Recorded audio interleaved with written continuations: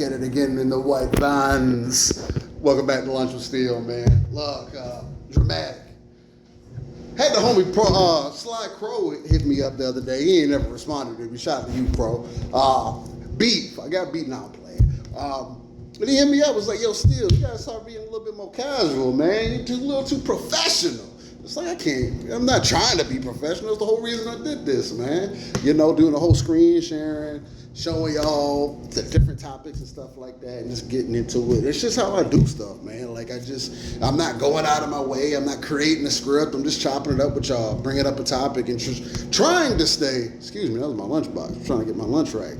Trying to get on point, man. You know, keep things on cue, because I can ramble sometimes. So, but today we're going to be talking about Forza Motorsport.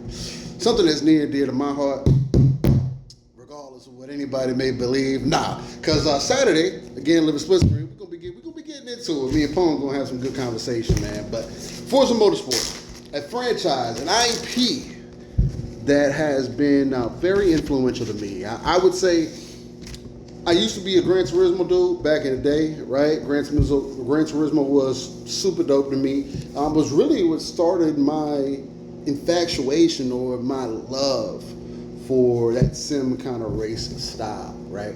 Now, that drastically changed when Forza Motorsport released originally, right, for the OG Xbox. There was no other game like it, to me, right? And I think one of the main things that really stood out for me personally was, and this is still a criticism that I give to GT today, is GT has what I consider popsicle style racing, where it seems like the track moves under the car versus you driving the car moving around the track. At least that's the way it's perceived to me. And even when I watch gameplay of the modern GT7, it still has that feel to it, right? The perfect simulation game to me would be blending GT, because GT had always done well with like car culture, understanding the history and all the great stuff, putting you through the paces, the car classes, getting the licenses and stuff like that. That's always been a super dope thing to me.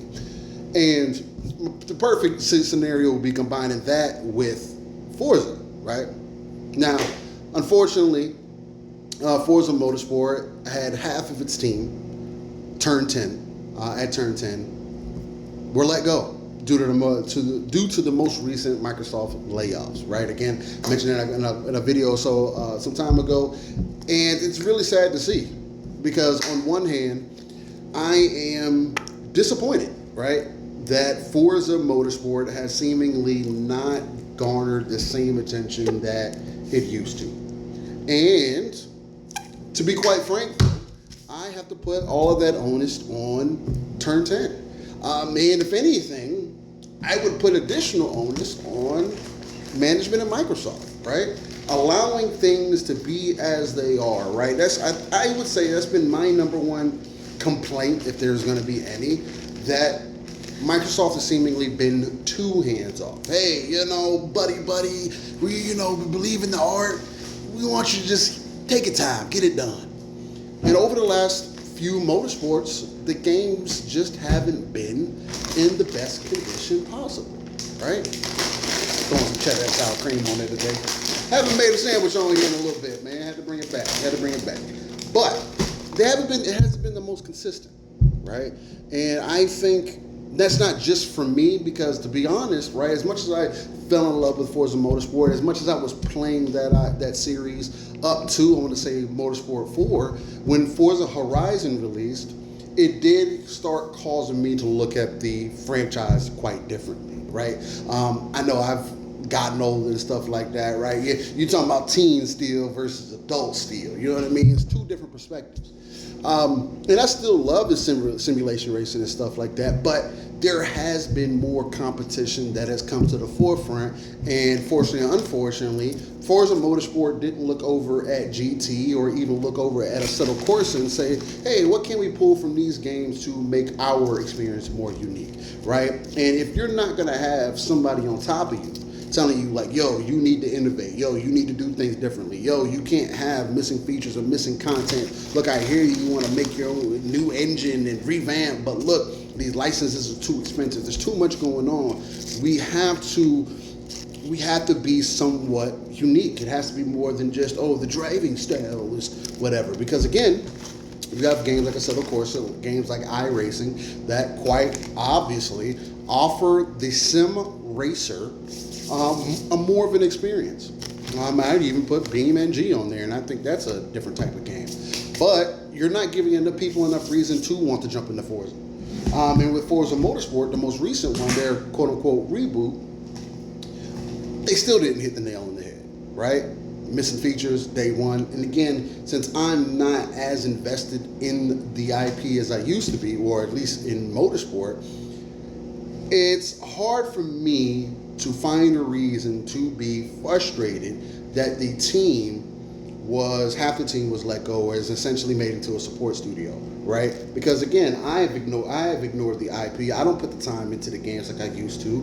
And if you don't have people actively playing the game, and honestly, I don't know what would keep me 100% back right there. Is it the licensing feature? Is you looking at your competitor like a GT and saying, hey, maybe we do need to make it more car culture-esque, right?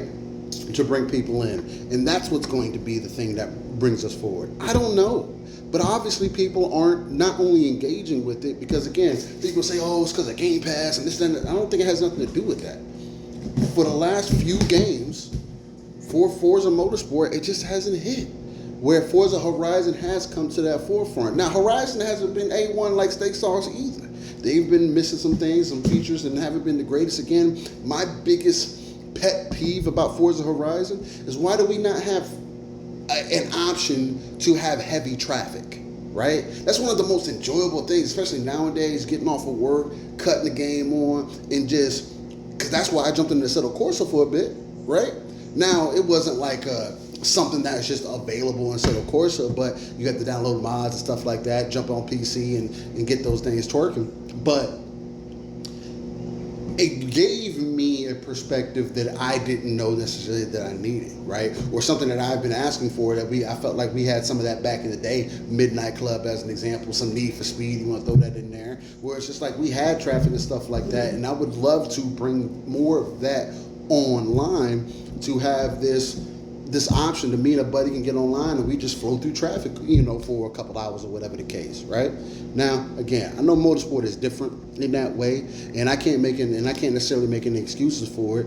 And I wish that we could keep all games going for perpetuity and nobody would have to worry about anything. And the big billion trillion dollar corporation couldn't afford the licenses and all that. Look, man, shit ain't free. Porsche got, there's always an issue with different car companies because they don't want their cars being seen in certain positions, and we can't have these new cars, and it's just, there's so many things that go into things like that. So it's like, when I take that RTS approach, pull myself out of it, it's like, damn, bro, it is sad to see something that really built me up as a driver, gave me the confidence, gave me the feel for what it was to jump into a simulation racer, to see it kind of go to the wayside and see more attention get put to Forza Horizon. But to be frank, I am the Forza Horizon player now, right? So it's like, can I be upset? Can I be frustrated? Can I be? Sure, I definitely can. But things have to evolve. And hopefully with this, Forza Horizon 6 ends up being even a higher level up because of the attention that's going to be put on it, right? They're going to be coming off of Playground. It's going to be coming off of Fable, rolling into Forza Horizon 6.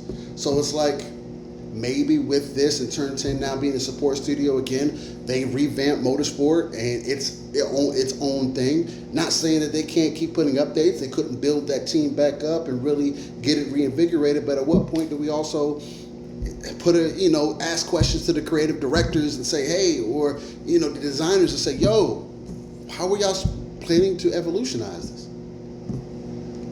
A lot of questions, man. It's very interesting to see how things are playing out. I don't know what the answers are. It is sad, but even for me, man, as the Horizon guy now, I don't know. I don't know what the answer is. But follow me everywhere. Steel Rank, T is a 7. Catch me in that mecha break as I've been getting it in that mecha action. And other than that, much love to y'all. Y'all be safe. Catch you on the next one.